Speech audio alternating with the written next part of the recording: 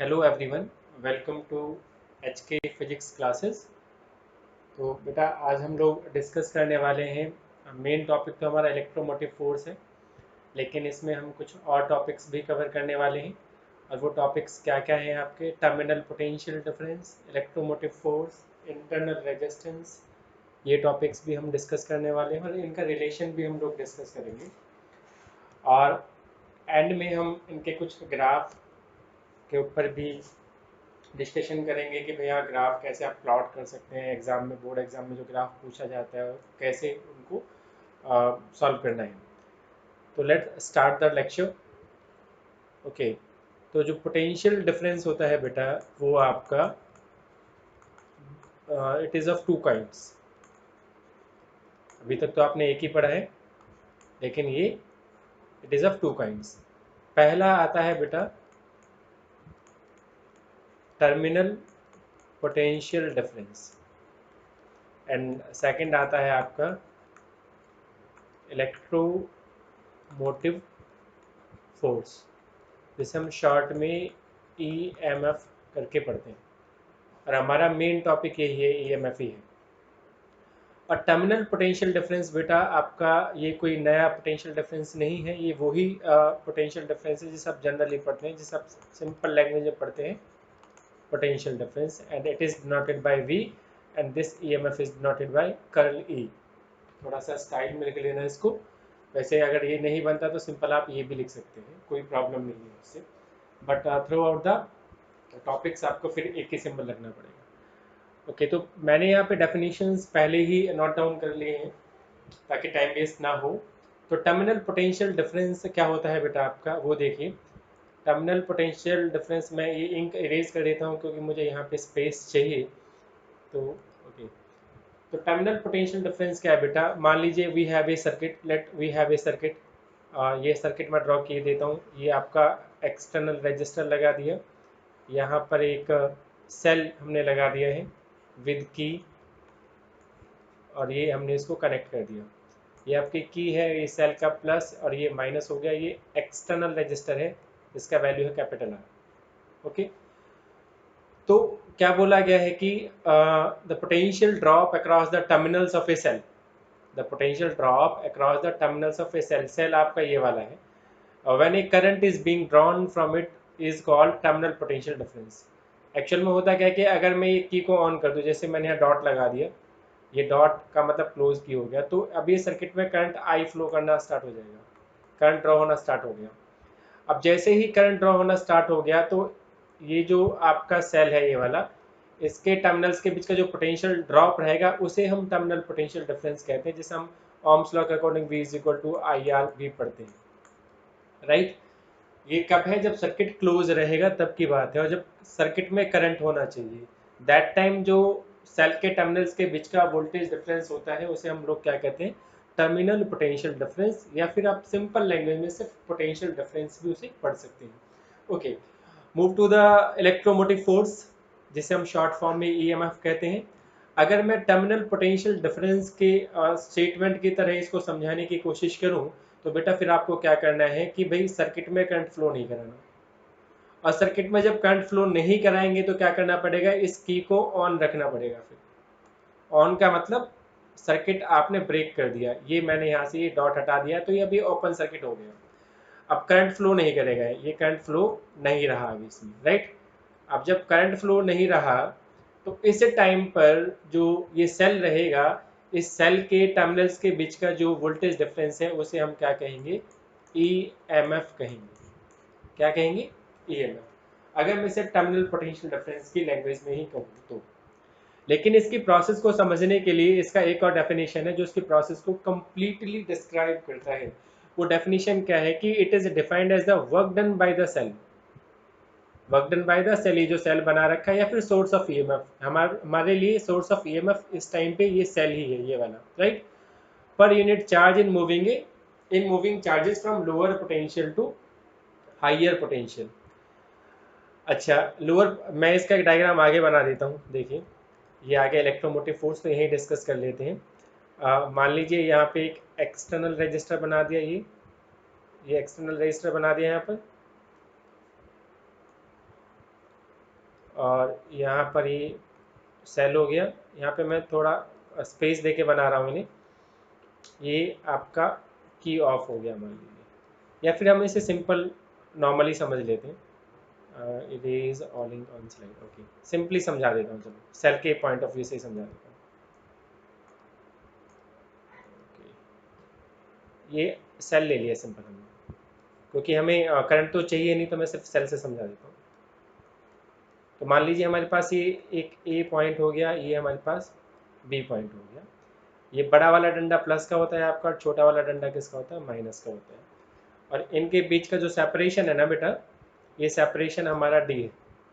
ए और बी के बीच का सेपरेशन कितना है, स्मॉल डी। ये सेपरेशन हो गया।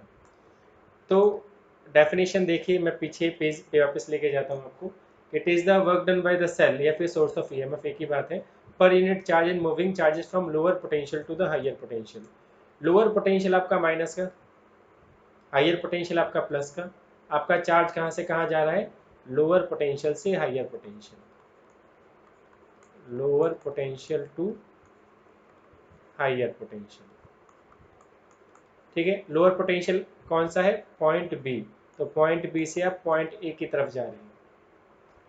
तो चार्ज को बी से लेके ए तक कैरी करने के लिए जो भी आप इस सेल को काम करना पड़ा, वो आपका क्या कहलाएगा, ईएमएफ। तो ईएमएफ का सिंबल ये होता है, ई, ये हो जाएगा डब्ल्यू, यहाँ पे मैं लिख देता हूँ सेल अपॉन में चार्ज। ठीक है, अब वर्क डन आपको बता रखा फोर्स इनटू डिस्प्लेसमेंट, तो फोर्स हो जाएगा एफ एन, सबस्क्रिप्ट में एन, स्पेस हो जाएगा इनके कितना गैप इन्होंने कवर किया, डी अपॉन में चार्ज। तो एफ एन यहाँ पे बेटा जो है नॉन इलेक्ट्रोस्टैटिक फोर्स है, इसको अभी डिस्क्राइब करेंगे हम, नॉन इलेक्ट्रोस्टैटिक फोर्स।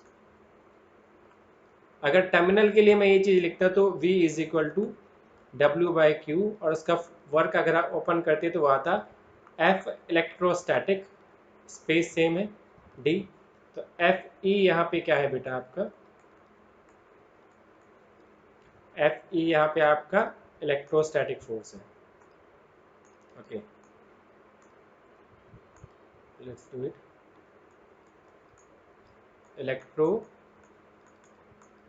फोर्स। तो दोनों में डिफरेंस है। तो अभी एफ एन और एफ ई का कॉन्सेप्ट समझ लेते हैं कि भाई ये एफ एन नॉन इलेक्ट्रोस्टैटिक और एफ ई इलेक्ट्रोस्टैटिक क्या है। एक्चुअल में क्या है कि बैटरी के टर्मिनल्स के बीच में जो पोटेंशियल डिफरेंस अराइज करने के लिए कोई रीज़न होता है। अब ये सेल में कोई केमिकल प्रोसेस होगा, वो केमिकल प्रोसेस क्या करने वाला है आपको, वो केमिकल फोर्स लगाएगा। उस फोर्स की वजह से क्या रहेगा कि जितने भी प्लस के चार्ज हैं वो सारे इधर ए टर्मिनल पे एकोमुलेट हो जाएंगे, इकट्ठे हो जाएंगे ए टर्मिनल्स पे, और सारे के सारे नेगेटिव चार्ज उस केमिकल प्रोसेस यानी केमिकल फोर्स की वजह से बी टर्मिनल पे एकोमुलेट यानी इकट्ठे हो जाएंगे। तो ए टर्मिनल पे सारे प्लस के चार्ज आ गए और बी टर्मिनल पे सारे माइनस के चार्ज आ गए, जबकि ए टर्मिनल ऑलरेडी प्लस का था और बी टर्मिनल ऑलरेडी माइनस का था। तो प्लस वाले के पास प्लस चला गया, माइनस वाले के पास माइनस चला गया। बट इन जनरल होता क्या है कि जो प्लस का चार्ज है वो ऑलवेज किधर की तरफ भागता है, नेगेटिव की तरफ भागता है, और नेगेटिव का चार्ज किधर की तरफ भागता है, प्लस की तरफ। ये इलेक्ट्रिकल फोर्स में होता है आपका, लेकिन यहाँ उल्टा प्रोसेस हो रहा है। ठीक है, तो इस फोर्स का क्या नाम दिया, केमिकल फोर्स। क्या नाम दिया, केमिकल फोर्स। तो इस केमिकल फोर्स का एक दूसरा नाम और है, वो दूसरा नाम है non electrostatic force. Non electrostatic क्यों बोला, क्योंकि इलेक्ट्रोस्टैटिक फोर्स की तरह काम तो कर ही नहीं रहा। इलेक्ट्रोस्टैटिक फोर्स क्या काम करता था, प्लस वाले को माइनस के पास लेके जाता था और माइनस वाले को प्लस वाले के पास लेके जाता था। लेकिन बेटा ये क्या कर रहा है, प्लस वाले को प्लस वाले के पास लेके जा रहा है और माइनस वाले को माइनस के पास लेके जा रहा है। ये हो गया।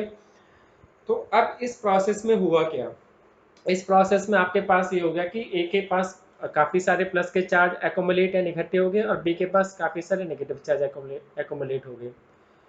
तो पोटेंशियल डिफरेंस क्रिएट हो गया, यहाँ तो सारा प्लस का हो गया, यहाँ सारा माइनस का। तो पोटेंशियल डिफरेंस अराइज हो गया, ये हायर पोटेंशियल बन गया ए पॉइंट, और बी क्या बन गया, लोअर पोटेंशियल बन गया। और ए और बी के बीच में एक स्पेस भी है, कितना, डी। तो अब आपके पास पोटेंशियल डिफरेंस भी बन गया वी, और स्पेस भी बन गया डी, तो ये तो इलेक्ट्रिक फील्ड अराइज हो गया। ठीक है। तो इलेक्ट्रिक फील्ड से पहले हम एक बार वो देख लेते हैं कि जो नॉन इलेक्ट्रोस्टैटिक फोर्स है उसकी डायरेक्शन क्या होगी। तो मैंने क्या बताया था कि सारा प्लस का चार्ज किधर जा रहा है, प्लस वाले के पास, और माइनस वाला क्या जा रहा है, माइनस के पास। अगर हम फोर्स निकालें किसी प्लस के चार्ज को कैरी करने के लिए, तो प्लस का चार्ज कहाँ से कहाँ जाएगा, बी से ए की तरफ। तो इसलिए नॉन इलेक्ट्रोस्टैटिक फोर्स की डायरेक्शन हो गई बी से ए, तो ये हो गया एफ एन। ठीक है, ओके। नाउ अब वापस उसी बात पे आ जाते हैं कि भाई पोटेंशियल डिफरेंस भी क्रिएट हो गया और स्पेस भी आपके पास, तो क्या अराइज हो गया, electrical force, electric field arise हो गया। अब इस इलेक्ट्रिक फील्ड की वजह से क्या होगा बेटा, इलेक्ट्रिकल फोर्स लगेगा। इलेक्ट्रिकल फोर्स का क्या काम होता था, प्लस वाले को माइनस के पास लेके जाना और माइनस वाले को प्लस वाले के पास लेके जाना। तो अब जो जिस प्लस के चार्ज पर भी हम फोर्स निकाल रहे थे नॉन इलेक्ट्रोस्टैटिक, जो निकाला तो बी से ए की तरफ भाग रहा था, अब वही प्लस का चार्ज किधर से किधर भागेगा, माइनस की तरफ भागेगा। किधर की तरफ भागेगा, माइनस की तरफ। क्यों, क्योंकि उस पर इलेक्ट्रिकल फोर्स लग रहा है। तो अब इलेक्ट्रोस्टैटिक फोर्स का डायरेक्शन हो गया ये वाला, एफ ई, ये वाला हो गया बेटा। ठीक है, तो नॉन इलेक्ट्रोस्टैटिक फोर्स का डायरेक्शन क्या हो गया, इधर लिख देता हूँ, ये तो जा रहा है आपका B to A plus charge के लिए, और इलेक्ट्रोस्टैटिक फोर्स कहाँ से कहाँ जा रहा है, ए से बी प्लस चार्ज के लिए। तो एक कंडीशन बेटा आपकी ये भी तो आएगी कि ये दोनों फोर्सेस बराबर होंगे, होंगे नहीं होंगे बराबर। तो जब ये बराबर होंगे तब क्या होगा, इसको मैं इरेज कर देता हूँ ये स्पेस हम यूज कर लेते हैं, ओके। येलो कलर यूज कर लेता हूँ। When F non-electrostatic force will be equal to F electrostatic force, इसे इक्विलिब्रियम कंडीशन कहते हैं। अगर ये कंडीशन होगा, अब जब दोनों ही फोर्स बराबर हो गए तो चार्ज तो मूव करेगा नहीं, क्योंकि इलेक्ट्रोमोटिव फोर्स क्या था, इलेक्ट्रॉन मोशन फोर्स, फोर्स की वजह से जो इलेक्ट्रॉन मोशन में आ रहा है वो। ठीक है, तो अभी क्या होगा, फोर्स तो, अब आपका जो फोर्स लग रहा था चार्जेस पे वो तो बैलेंस हो गया, अब तो चार्ज तो मूव करेगा नहीं, तो इन दैट सिचुएशन करंट कितना हो जाएगा, जीरो। अब जब करंट जीरो हो गया है तो एक रिलेशन है बेटा, V is equal to E M F minus I into R, small R है। V टर्मिनल पोटेंशियल डिफरेंस है, E EMF है, I करंट है और R इंटरनल रेजिस्टेंस है। इस रिलेशन, ये रिलेशन आया कैसे, ये हम इसी लेक्चर में आगे बढ़ेंगे। और इंटरनल रेजिस्टेंस क्या होता है ये भी इसी टॉपिक में हम आगे पढ़ने वाले हैं, तो अभी तो बस आप रिलेशन याद कर लीजिए। तो आई का वैल्यू कितना, जीरो। तो जब आई का वैल्यू जीरो हो जाएगा तो टर्मिनल पोटेंशियल डिफरेंस किसके बराबर हो जाएगा, EMF के बराबर हो जाएगा। यही चीज़ हमने यहाँ पे पहले कि अगर यहाँ पे अगर आपका सेल ऑफ कर देंगे तो जो टर्मिनल पोटेंशियल डिफरेंस है वो सिर्फ किसके बराबर हो जाएगा, EMF के बराबर हो जाएगा। ठीक है, तो ये हो गई EMF की बात, इलेक्ट्रोमोटिव फोर्स की बात। और एक चीज़ और है बेटा कि जो इलेक्ट्रोमोटिव फोर्स है इट्स नॉट ए फोर्स। इसमें एक प्रॉब्लम होती है कि the term electromotive force is somewhat confusing, बहुत कंफ्यूजिंग है कि भाई फोर्स है, नहीं ये फोर्स नहीं है, इट्स नॉट ए फोर्स। यहाँ पे मैं मार्क के देता हूँ, मार्क के देता हूँ कि इट्स नॉट ए फोर्स। तो फोर्स नहीं है तो क्या, ये पोटेंशियल डिफरेंस है, पोटेंशियल डिफरेंस क्या कर रहा है, वर्क डन पर यूनिट चार्ज। ये इंपॉर्टेंट पॉइंट है, याद रखिएगा कि इलेक्ट्रोमोटिव फोर्स ये क्या है, the term electromotive force is somewhat confusing, ये कंफ्यूजिंग है कि फोर्स लगता है, it's not a force, it's a potential difference. और वो पोटेंशियल डिफरेंस क्या काम कर रहा है, वर्क डन पर यूनिट चार्ज, कि पर यूनिट चार्ज को एक पॉइंट से यानी लोअर पोटेंशियल से हायर पोटेंशियल लाने का काम कर रहा है, राइट। तो आपका एक तो पॉइंट यहाँ पे क्लियर हो गया है कि भाई ये चीज़ हो गई। अब इसके बाद हम दूसरे टॉपिक पे और आगे आते हैं, move to the next page. दूसरा कंडीशन क्या है आपका, एक होता है ड्यूरिंग डिस्चार्जिंग।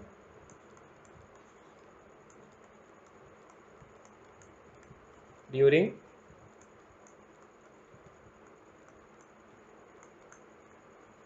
डिस्चार्जिंग, तो आपके पास इक्वेशन है,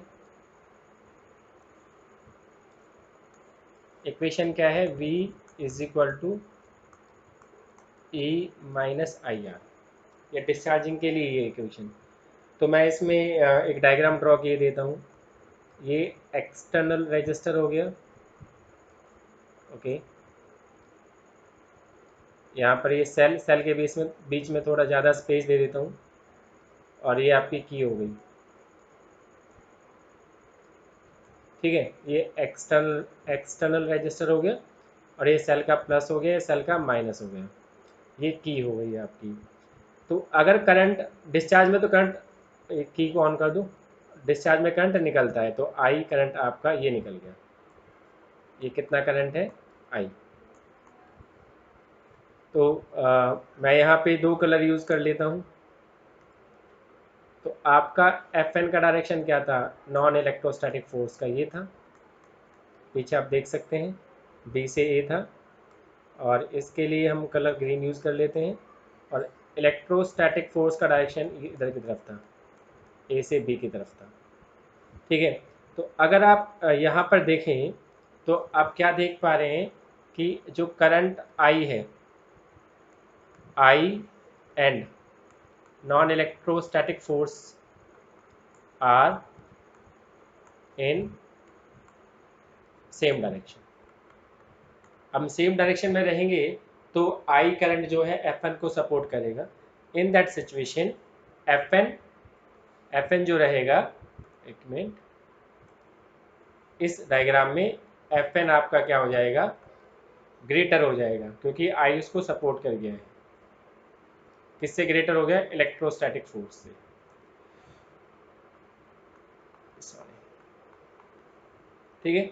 तो एक चीज़ और मैं मार्क के देता हूँ कि जो V था उसमें आपका था, अरे यार ये जो V था आपका बेटा, उसके लिए हमने क्या निकाला था? अगर आपको याद हो तो वर्क अपॉन में चार्ज, और वर्क का फॉर्मूला निकाला था F electrostatic some distance divided by Q। और आपका बेटा EMF के लिए हम लोगों ने क्या निकाला था? EMF के लिए निकाला था F non electrostatic multiplied by some distance या डिस्प्लेसमेंट अपॉन में चार्ज। तो ये फॉर्मूले मैंने क्यों लिखे हैं? क्योंकि हम यहाँ पे क्या चीज़ मार्क कर रहे हैं कि आपका नॉन इलेक्ट्रोस्टैटिक फोर्स ज़्यादा है इलेक्ट्रोस्टैटिक फोर्स से। तो इसका मतलब क्या हो गया? EMF ज़्यादा डोमिनेंट रहेगा टर्मिनल पोटेंशियल डिफरेंस से। समझ में आया नहीं आया? आपका एफ एन ग्रेटर देन हो गया एफ इलेक्ट्रोस्टैटिक फोर्स से। तो इसका सीधा सीधा मतलब क्या हो गया कि जो आपका EMF रहेगा वो ग्रेटर रहेगा टर्मिनल पोटेंशियल डिफरेंस से। ये तो थ्योरेटिकल बात होगी, नहीं तो आप इस फॉर्मूले से देख लो, ये वाला फॉर्मूला, इस वाले फॉर्मूले से EMF निकालो, कितना आएगा? V प्लस में आई आर। तो बताइए कौन सा ज़्यादा है? E ज़्यादा है, V ज़्यादा है? E ज़्यादा, ऑब्वियस बात है, क्योंकि V में कुछ और ऐड कर रहे हो तो E आ रहा है आपका। तो ये ड्यूरिंग डिस्चार्जिंग हो गया, ठीक है। और एक आएगा ड्यूरिंग चार्जिंग,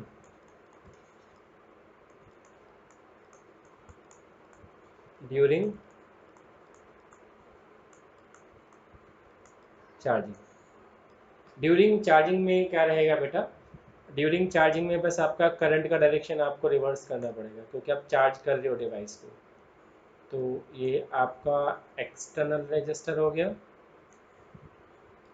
ये सेल हो गया, थोड़ा स्पेस में बना देते हैं, ये बड़ा वाला डंडा है, ओके। अरे यार ये ना थोड़ा इस डिवाइस पे स्ट्रेट लाइन ड्रॉ करना इट्स क्वाइट डिफिकल्ट। तो ये प्लस का डंडा हो गया, माइनस का डंडा हो गया, ये की हो गई, ये की ऑन किए देते हैं, राइट। एक्सटर्नल रजिस्टर आर, और ये की हो गई। अब आप डिवाइस को चार्ज करते हैं, तो चार्ज करेंगे तो करंट आपको देना पड़ेगा। करंट क्या करना पड़ेगा? आपको देना पड़ेगा। तो ये करंट हो गया। अभी वापस से नॉन इलेक्ट्रोस्टैटिक का क्या डायरेक्शन था आपका? नॉन इलेक्ट्रोस्टैटिक का डायरेक्शन ये था एफ एन, और इलेक्ट्रोस्टैटिक का क्या डायरेक्शन था बेटा? ये था। अगर आप यहाँ पे देख पा रहे हैं डायग्राम में, तो in this diagram I and F electrostatic are in same direction. उल्टा हो गया ना अब। तो अब आई एफ ई को सपोर्ट कर रहा है, तो अब बड़ा कौन सा हो गया, F E greater than F N. तो इस डायग्राम में आपका यहाँ मार्क के देते हैं, okay, F N less than, F N छोटा हो गया है एफ इलेक्ट्रोस्टैटिक से, तो एफ इलेक्ट्रोस्टैटिक आपका बड़ा हो गया। तो एफ इलेक्ट्रोस्टैटिक क्या था, वी का वैल्यू था, तो यहाँ पे वी बड़ा हो गया है, hence V is greater than E M F. और इसको फॉर्मूले से देख सकते हैं, इससे ये वाला फॉर्मूला, ये फॉर्मूला चेंज हो जाता है किसके लिए, ये चेंज हो जाता है आपका चार्जिंग के केस में। V is equal to E plus I R होता है चार्जिंग के केस में, क्योंकि करंट आ रहा है तो प्लस होगा और करंट जा रहा होता है तो माइनस होता है। तो यहाँ से V की वैल्यू देखिए, V E से बड़ा है कि नहीं, क्योंकि E में कुछ प्लस कर रहे हैं तो V मिल रहा है। तो ये आपका चार्जिंग और डिस्चार्जिंग का केस हो गया है। तो यहाँ पे मैं एक जनरल इक्वेशन भी लिख देता हूँ, जनरल इक्वेशन, चलो ग्रीन पेन से लिख देते हैं कि V is equal to E plus minus I R. हालांकि रिलेशन हम आगे बढ़ेंगे, तो यहाँ पे प्लस का मतलब चार्जिंग है और माइनस का मतलब क्या है बेटा, डिस्चार्जिंग है। ओके, तो इसमें एक और रहता है आपका शॉर्ट सर्किट का केस रह जाता है। किसका रह जाता है, अगर सर्किट शॉर्ट सर्किट हो जाए आपका, शॉर्ट सर्किट का सिचुएशन अगर बनता है, तो शॉर्ट सर्किट में क्या होता है देखिए, ओके वाइट पेन ले लेते हैं, वाइट कलर। तो जैसे ये सेल है आपका, तो शॉर्ट सर्किट करेंगे तो इसके ऊपर एक सिंपल वायर लगानी पड़ेगी, कोई रेजिस्टेंस नहीं लगाना पड़ेगा। तो इन दैट सिचुएशन अभी अगर ये वायर नहीं लग रही थी पहले, तो V A minus V B कुछ वैल्यू आ रहा था वी। अब जब ये वायर लगा दिए तो पॉइंट ए और पॉइंट बी का पोटेंशियल क्या हो गया, सेम। तो अभी V A minus V B करेंगे after putting this wire, simple wire, तो इसका पोटेंशियल डिफरेंस कितना आ जाएगा, जीरो। और हमारे पास फॉर्मूला क्या था, V is equal to E minus I R. अगर आपका पोटेंशियल डिफरेंस ही जीरो हो जाता है तो इन दैट सिचुएशन आपके पास क्या बनता है, zero is equal to E minus I R. तो E is equal to I R, I की वैल्यू कितनी आ गई, E अपॉन में R. In that situation circuit में ये करंट आपका फ्लो करने वाला है, राइट। तो अब इसके बाद ये तो हो गया आपका EMF का। इसके बाद देखिए आपके पास है इंटरनल रेजिस्टेंस।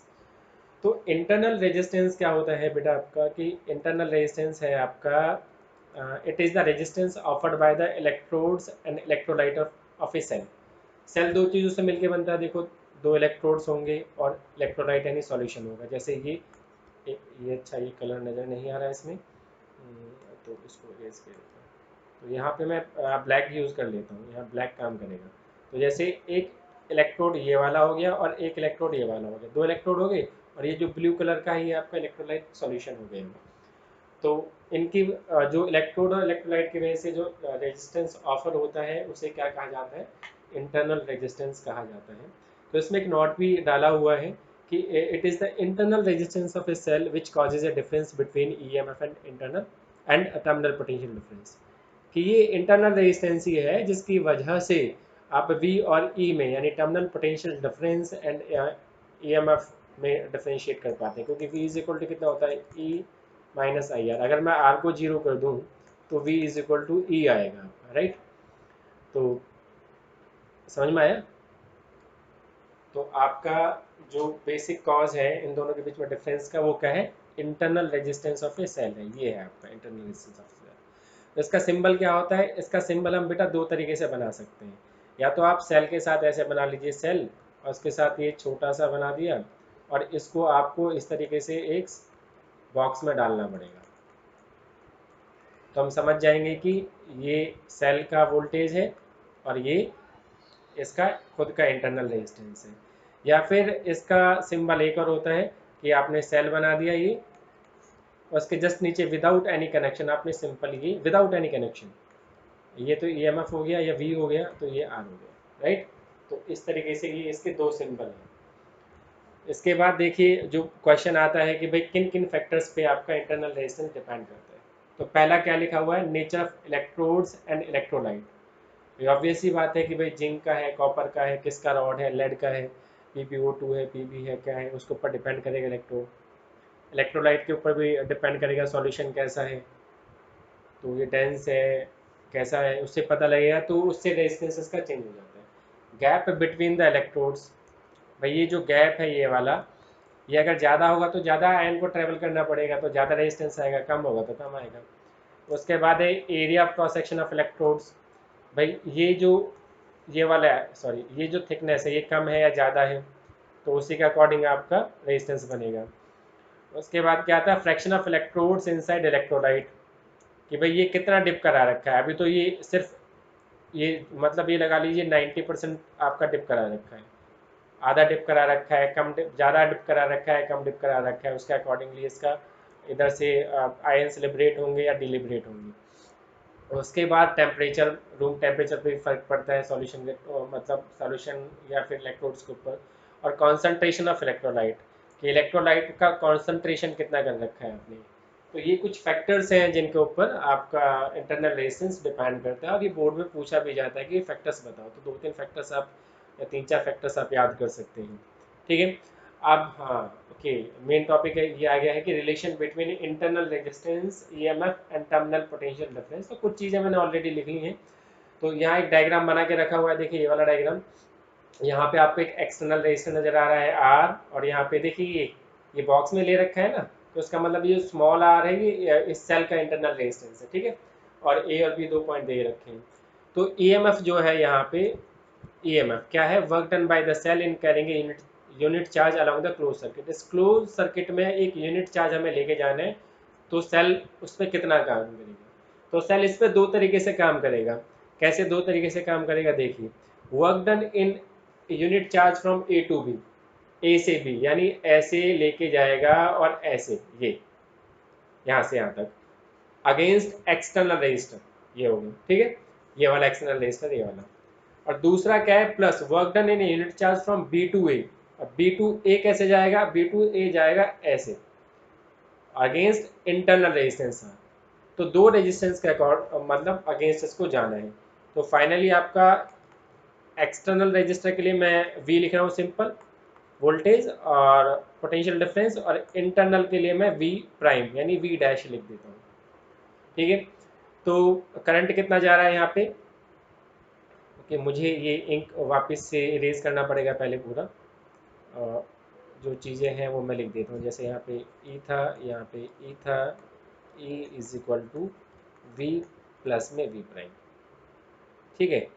तो ओके, तो ये करंट कितना आई जा रहा है, तो ये हो जाएगा कैपिटल आई और capital R.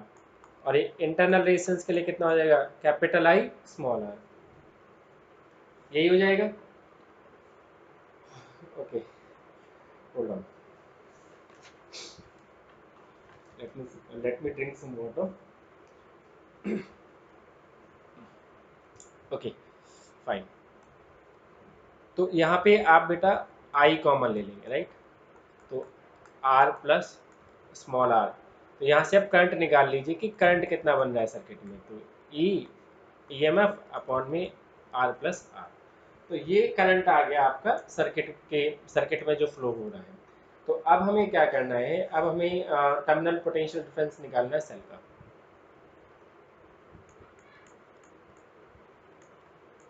Terminal potential difference of cell, वो किसके अगेंस्ट निकलेगा, कैपिटल आर के अगेंस्ट।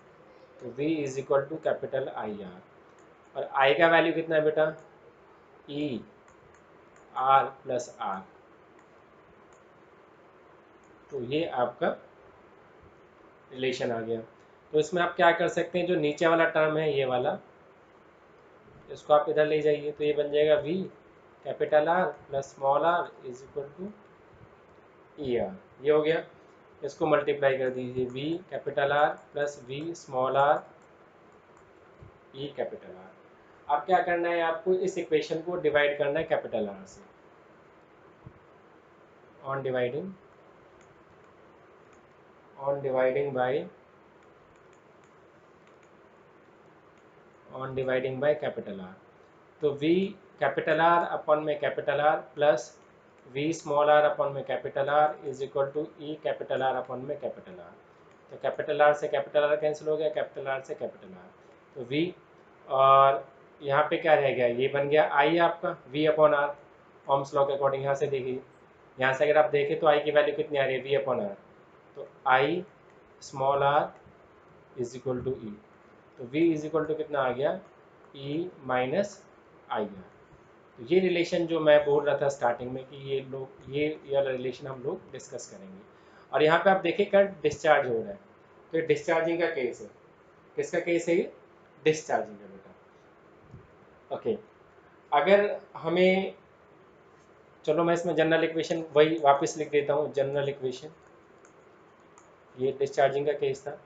किसका केस था बेटा, ये डिस्चार्जिंग का। जनरल इक्वेशन, जनरल इक्वेशन क्या बनेगी, v is equal to E plus minus I R, ये बनेगी। ओके,